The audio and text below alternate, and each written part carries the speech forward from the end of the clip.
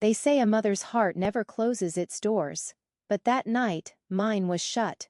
From the outside.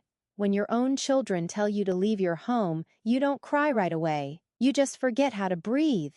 It was raining, the porch light flickered, and I stood there with a small suitcase and an aching heart. My son's wife said I was a burden, and my son, my sweet boy who once couldn't sleep without holding my hand, just whispered, "Mom, maybe it's better if you take some time away."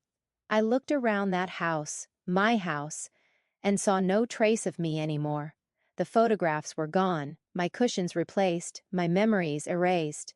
I packed quietly. One shawl, one pair of shoes, one photograph of their father. When I stepped outside, the door slammed behind me. I stood there hoping they would call me back. They didn't. I walked for hours with nowhere to go. My legs hurt, but stopping felt worse.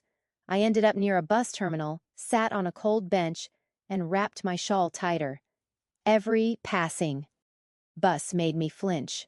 Every horn sounded like someone calling my name. That's when I heard a voice. "Ma'am, are you okay?" It was a young man, maybe in his late 20s, holding a cup of tea. His jacket had a press card clipped to it. I said I was fine, though my fingers were trembling. He didn't believe me. He sat down beside me, handed me the cup, and said softly, "It's on me." The warmth spread through my palms like mercy. He asked if there was someone he could call. I laughed bitterly. "There used to be," I said, "but not anymore." Something in my voice must have touched him, because he asked if he could record my story. "People need to hear voices like yours," he said. I wasn't looking for attention, but silence is a heavy thing, so I nodded. He pressed record.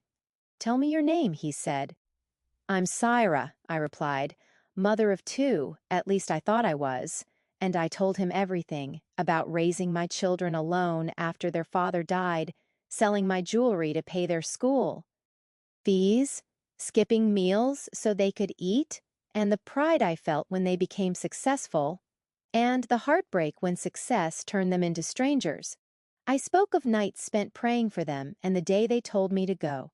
When I finished, he looked at me with tears in his eyes and said, "Ma'am, may I share this? Not for views, for hearts." I smiled faintly and said, "If even one heart remembers its mother, it's worth it." He promised to handle it with respect and walked away into the rain.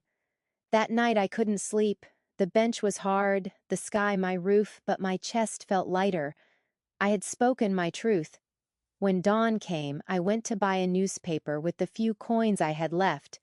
As I sat near the temple, my phone started ringing again and again. Unknown numbers, missed calls, messages.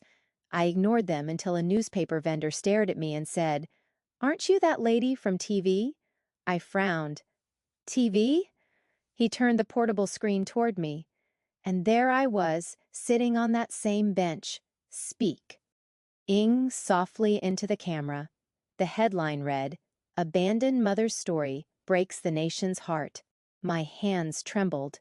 People were watching, crying, sharing.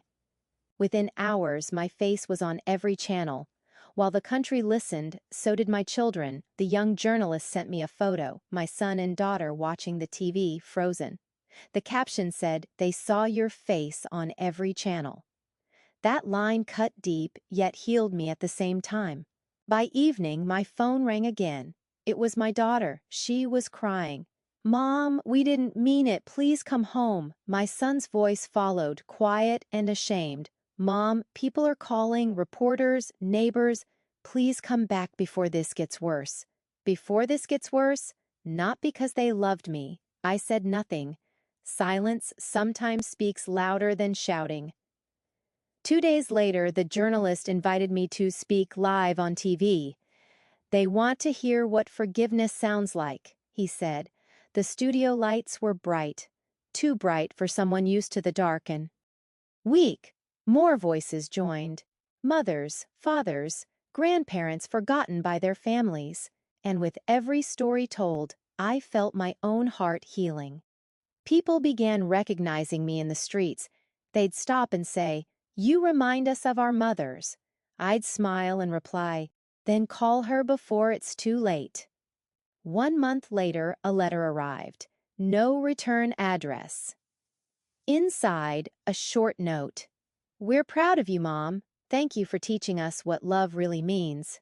I placed it beside my husband's photo and whispered, they finally learned, just a little late. That night, I stood by my window watching the city glow with screens. I wasn't angry anymore. I wasn't sad. I was free. Sometimes life throws you out so it can open the world's doors. Sometimes the people who silence you become the audience for your truth, and if your heart ever feels unseen, speak anyway. Someone out there is listening. If my story reminded you of someone you love, reach out tonight. That one call might change both your lives.